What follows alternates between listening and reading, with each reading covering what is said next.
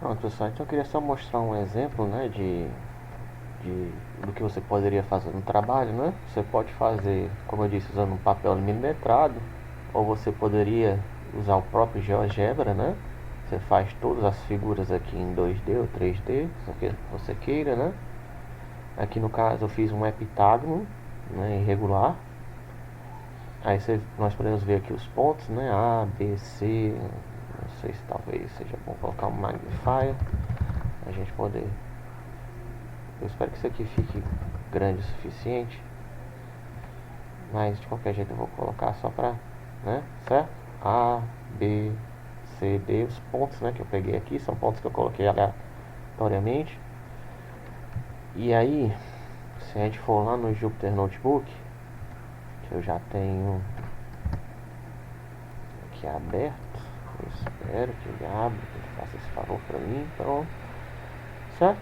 Aí eu fiz aqui a aplicação no Python PGL, né? Veja que eu nem usei settypes, eu importei o NumPy, coloquei o OpenGL, ImportGL, aqui é o Qt, né? Esse aqui era até bom organizar, colocar aqui para baixo para ficar mais bonitinho, certo? Então aqui são que eu importei do módulo OpenGL, compile for compile shader, que é a função, né, quem já sabia, o OGL. Aqui eu estou editando Qt, porque a nossa aplicação usa Qt, né? Aí aqui, ó, eu criei, diferentemente da aplicação que eu mostrei para vocês na aula passada, eu criei dois elementos, né, que eu falei para vocês, ó.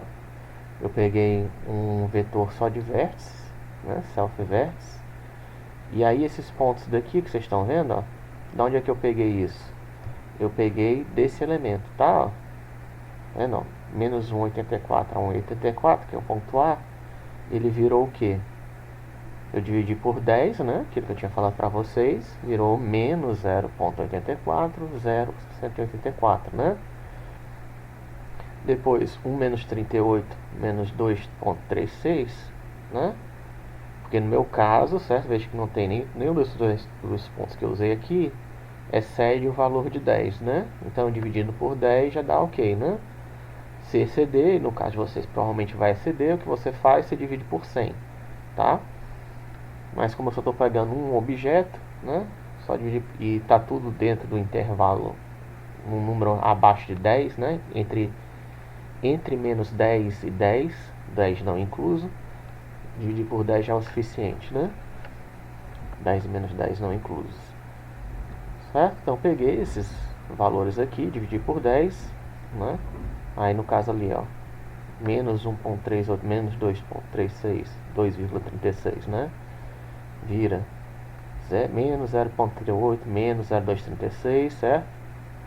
Agora tem uma questão aqui, né? Isso aqui é porque eu estou fazendo, aqui é o vetorzão, né? Tem um vetorzão de 15 pontos, certo? São 15 pontos que tem aqui, certo? Mas eu acabei de falar que é um heptágono. Por que tem 15 pontos aqui então, professor? Você acabou de falar que isso aqui é um heptágono.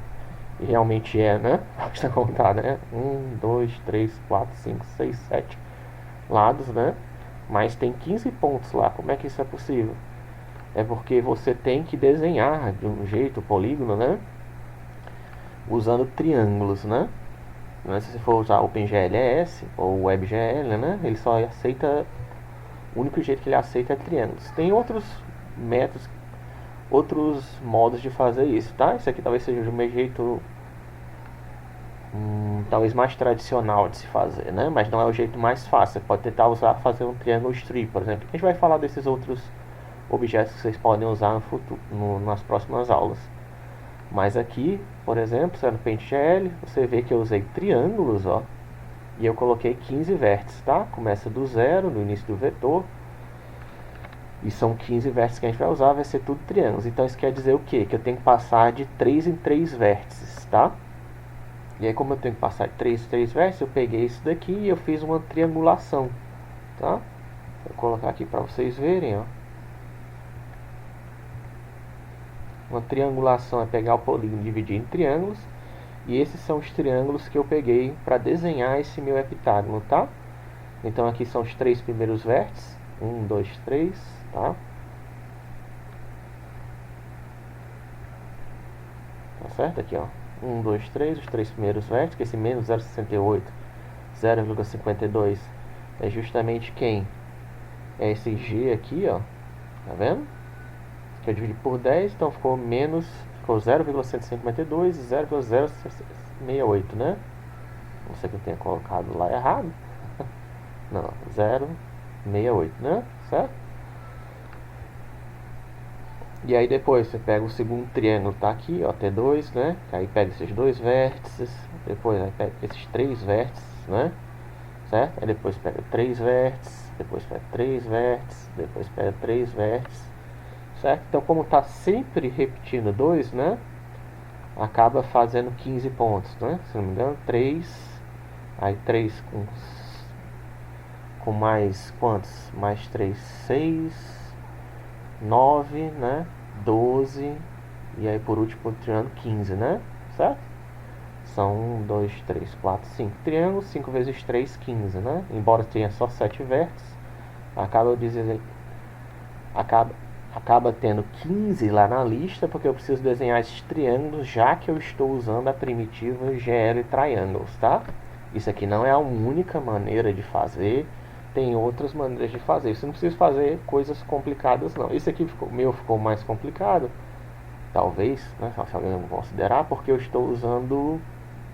fiz um polígono não convexo. Isso aqui é chamado de polígono não convexo, por quê? Porque tem ângulos aqui que são maiores do que 180, né? Ângulos internos. Mas se você usar polígonos quaisquer que sejam convexos, isso quer dizer o quê? Que todos os ângulos internos são menores do que 90 graus, certo? Ou menores que 180, na verdade, né? Você vai ter um polígono que ele tem uma propriedade bastante interessante, que se você pegar o ponto médio dele, né? O ponto médio vai ser o centro geométrico, e você pode criar triângulos simplesmente pegando um dos lados e o ponto do centro, tá? Isso aí vale para qualquer um. Eu posso até talvez demonstrar aqui só para vocês verem. Vou pegar aqui um polígono qualquer, tá? Se você pegar um ponto do centro, eu estou chutando aqui, tá? Mas é só para a gente poder ver. Mas você calcular a média, né, desses pontos aqui, vai pegar um ponto do centro. E aí é fácil fazer o triângulo pegando qualquer um dos lados, ó, certo? Qualquer um dos lados e o ponto do centro, você tem um triângulo. Aí depois você pega de novo qualquer um dos lados e o ponto do centro, tem um outro triângulo, certo? Então não precisa ser tão complicado como eu fiz aqui. Não precisa ser um polígono não convexo, tá? Você pode fazer isso com polígonos convexos, que aí vai ficar, talvez fique até mais fácil. Se achar de fazer daquele jeito ali que eu estou mostrando com mais difícil, você pode fazer assim também, tá? Pega um polígono convexo, que aí pode ser qualquer. Sempre tem que ser 10 objetos, né, no trabalho. Então pegue 10 objetos convexos, né, não coloque nenhum ângulo aqui maior do que 180. E aí você garante essa propriedade. Basta pegar um ponto e unir com um dos lados. Veja que isso aqui já não seria verdade para esse caso, tá? Isso aqui não necessariamente daria certo fazer isso.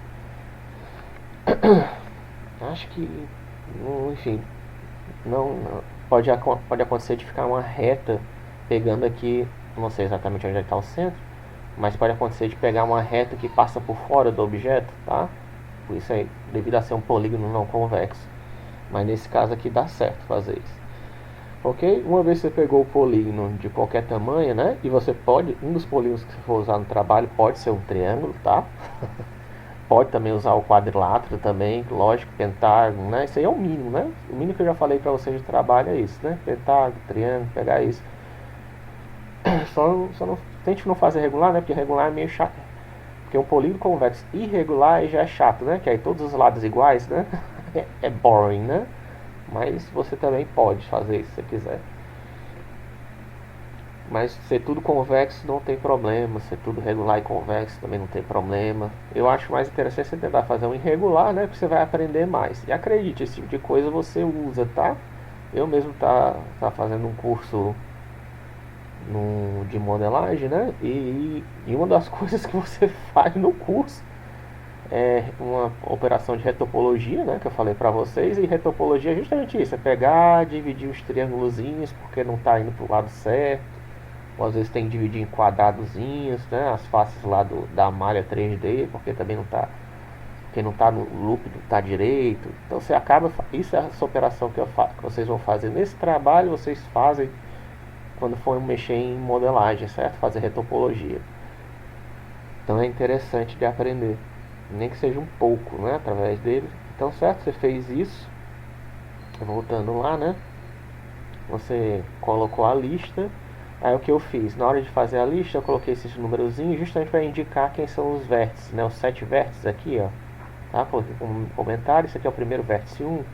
Ele não aparece repetido em nenhum lugar, mas por exemplo, o 3, o 2 aparece, o 3 aparece. E aí onde ele aparece, eu coloquei o 3 aqui do lado, né? 1, 2, 3, aqui é de novo o 3, o 2 e o 4, tá vendo? Aí o 3, o 4 e o 5, 5, 4. Pra que eu fiz isso? Porque eu quis fazer um negócio mais chique, né? De colocar uma cor por vértice, né? 7 cores diferentes para cada vértice, né? Self cores, NP Array. Aí coloquei aqui, ó, primeira cor, a segunda cor, terceira cor. Aí aqui, como é o mesmo vértice, usa a mesma cor, né? Certo? Você não precisava fazer isso não, você podia colocar uma cor só para todo polígono, que fica até mais fácil, tá? Mas eu coloquei uma cor para cada vértice diferente, né? Para fazer que nem... Deixa eu até mostrar logo o resultado final.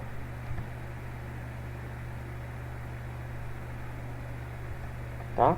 Que é aquela figura que a gente fez ali no GeoGebra, tá? Coloquei aqui é o branco, por exemplo, aqui é o vermelho, tá? Aqui, se não me engano, é o verde. Vejo que a interpolação no OpenGL, né, nem sempre é muito legal não, né?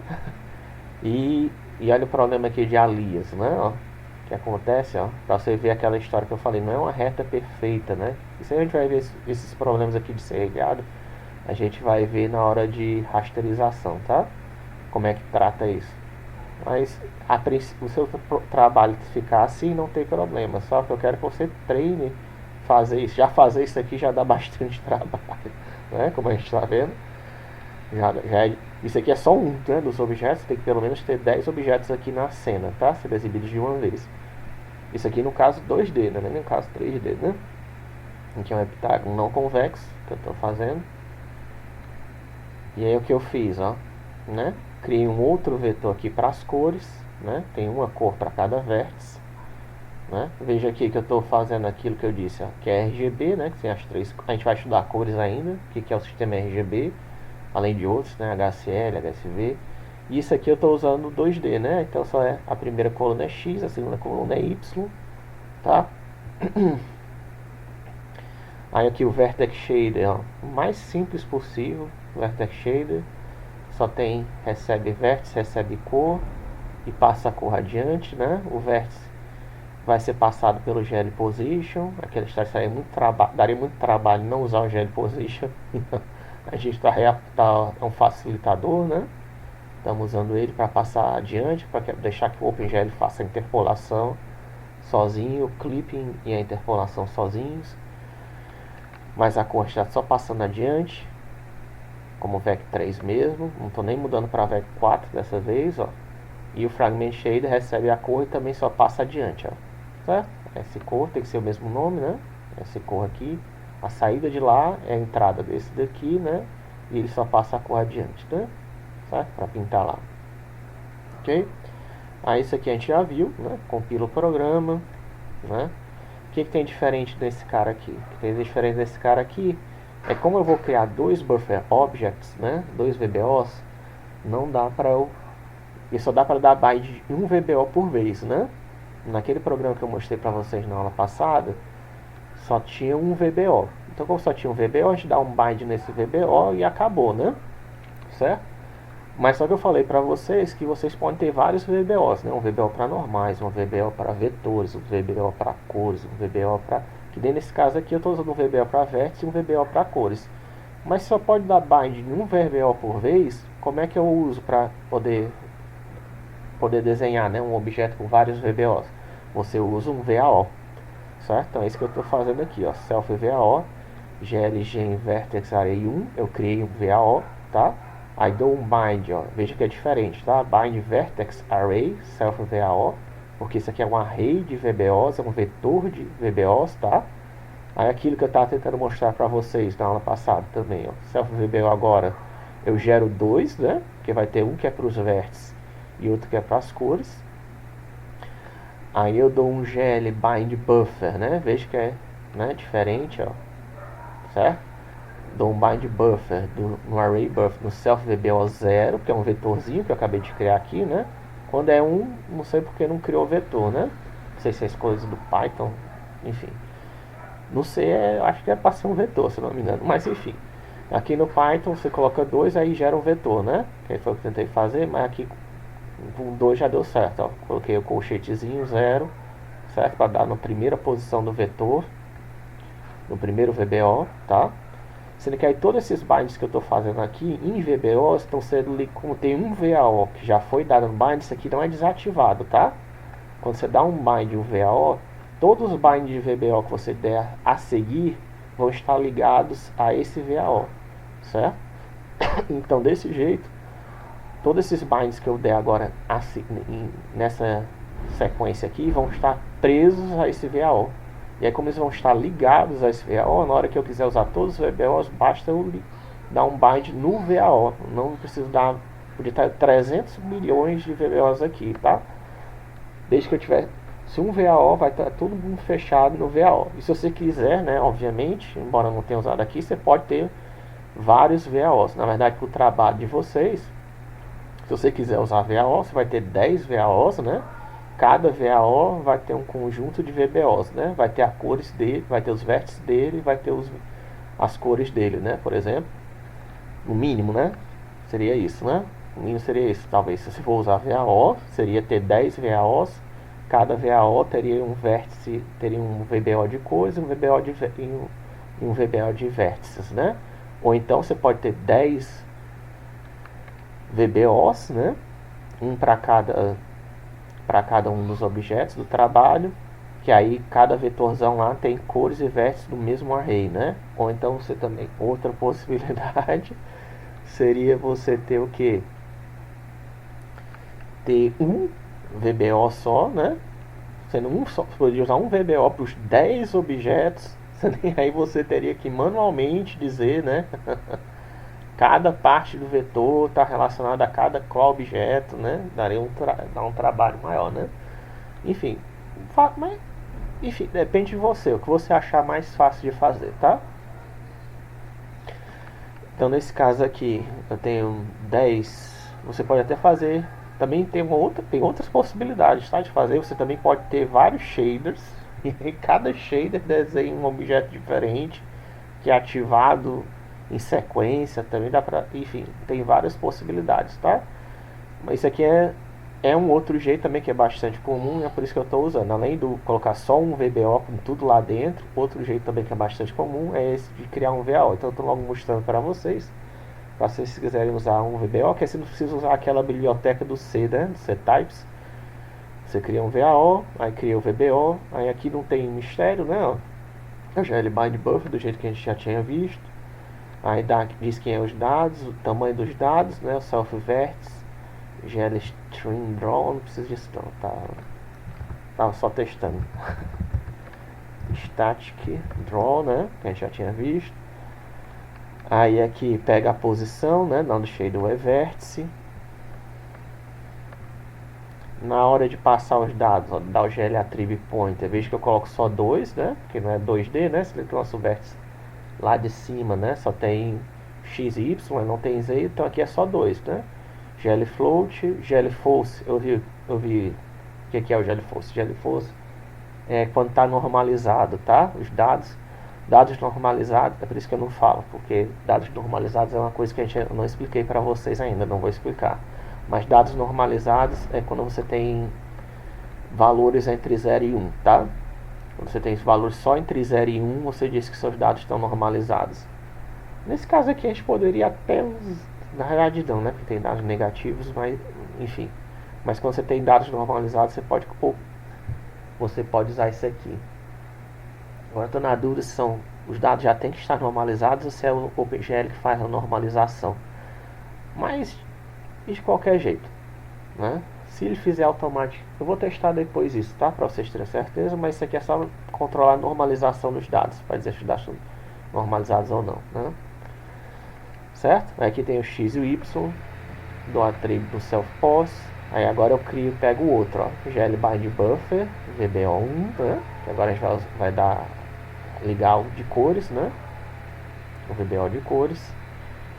Aí a mesma coisa, né? O buffer data, self-cores anybyte, self-cores, glStatic draw, né? Aí attribute location, pego o eCore, né? Como o eCore tem RGB, aqui vai ser 3, né? Ó, glFold. Eu coloquei até true aqui, né? Que as cores estão entre 0 e 1. Ah, então já testei até. Então ele não faz.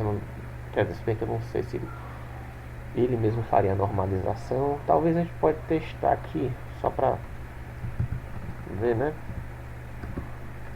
Se ele faz a normalização automática dos dados. Eu acredito que não, mas não custa tentar, né? O resultado deu mesmo, né? Não mudou nada. Então eu acredito que essa aqui seja um flag só para dizer se os dados estão normalizados ou não. Para que o OpenGL usa isso? Essa é uma boa pergunta. Teria que usar, ler a documentação. Eu nunca vi ninguém usando e eu nunca usei, então eu não posso afirmar, né?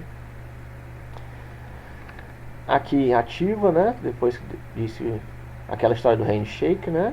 Que eu estou dizendo lá no shader, com o programa local. Quem essa variável, o que a gente está fazendo aqui, dizendo que essa variável é cor, vai receber a variável local self-cor, né? Que tem aquelas vetores de cores, de 15 cores, vai se relacionar com a variável eCore lá do shader.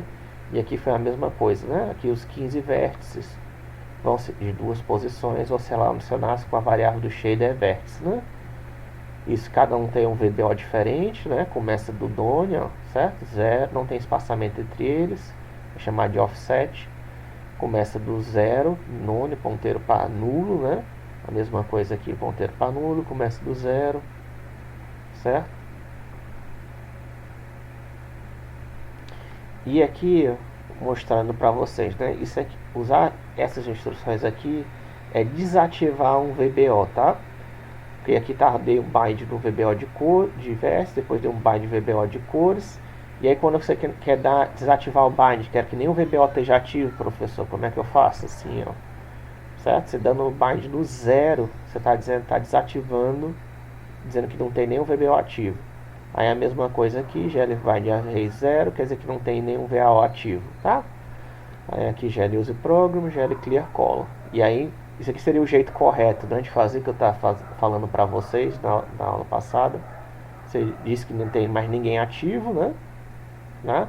E aí na hora de desenhar o objeto, ó, antes de dar o array de triângulos, né, do 0,15, que é feito de triângulos, vai desenhar os 5 triângulos, né, formar de 15 vértices.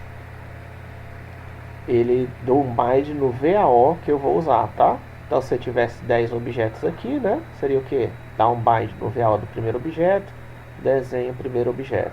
Dá um bind no VAO do segundo objeto, desenha o segundo objeto, né, até o 10º objeto, né, seria o trabalho de vocês completo, tá? E aqui o resto é igual, né, que a gente já viu, tudo bem? Aqui eu só mudei o título para ficar não convexo, também 500, não precisa mexer no contexto ainda, porque a gente só tá, não estamos fazendo animação. E é isso, né, pessoal? Certo? Não é muito complicado, o programinha é pequenininho. Acho que o mais complexo, né, o que eu quero que vocês façam é justamente isso, é mexer com a modelagem, né? Você pegar esses vértices, fazer a triangulação, você não vai fazer a triangulação se você quiser usar outro método, o triangle strip, ver se você pegou corretamente, né? Porque você vai ver que a ordem importa, né? A gente ainda vai discutir isso na próxima aula, né? Dependendo da ordem que você pegar, você pode ter um resultado diferente na hora de desenhar, né? As cores, se você pegasse as cores, se as cores não estivessem corretas, ia ficar um desenho também diferente, né? Certo? Mas com isso aqui é o suficiente para vocês fazerem o trabalho, né? Se alguém está totalmente perdido, né, de como fazer o trabalho, isso aqui é um exemplo do que você pode fazer, né? De como fazer, começar a fazer o trabalho, isso aqui já deve dar. Para quem ainda não começou, para quem não sabe por onde, o que que faz, isso aqui é suficiente, né? Isso aqui já tem o conhecimento, isso aqui, e eu vou passar esse programa aqui para vocês, tá? Vou discutir com eles para vocês na próxima aula, mas assim que eu colocar a aula de quarta-feira online, vou colocar tanto na descrição do vídeo da aula de quarta-feira, mas também colocar na aula de quinta-feira. Embora isso aqui vai virar um vídeo do YouTube que eu vou passar para vocês também, tá? Mas isso aqui é o suficiente para fazer o primeiro trabalho, né? Certo? É um processo braçal, né? Não vou mentir, é um processo braçal. Você tem que fazer desse jeito, professor? Tem que fazer exatamente como você acabou de falar nesse vídeo? Não, você não tem. Se você quiser, você pode usar o Blender, né? Você pode usar outra ferramenta, não tem problema. Mas se for usar Python, né? Python seria isso aqui. Estou falando isso aqui também. E para que eu estou mostrando isso? Justamente para aquele cara que eu sei que sempre tem alguém, né, na sala que não está totalmente perdido, não sabe como é que começa, não sabe o que fazer. E esse vídeo é justamente para essas pessoas, tá? Totalmente perdidas, né? Vai dar uma orientação para elas poderem começar, para elas poderem fazer uma coisa, porque isso aqui é um conhecimento importante que eu quero que vocês tenham, né? Não somente essa história de você criar VBO, criar VAO, né? Porque isso aqui na verdade vai ser um Ctrl-C, Ctrl-V na maioria das vezes para você, né? Mas isso também de você modelar, né? Fazer o desenhozinho da figura, dividir em triângulos, né? Ou dividir em outra forma geométrica que você vai usar, né? Fazer isso, fazer isso aqui, tudo isso faz parte do trabalho. É isso que é o trabalho em si, né? É um processo quase de retopologia, né? Quase é modelagem geométrica. Isso que a gente está fazendo aqui é justamente a modelagem geométrica, né? O código fonte, isso aí é bom vocês aprenderem, né? Porque está mexendo com o OpenGL, mas o mais importante é você saber fazer a modelagem mesmo, né? Ok? Então, com isso eu encerro.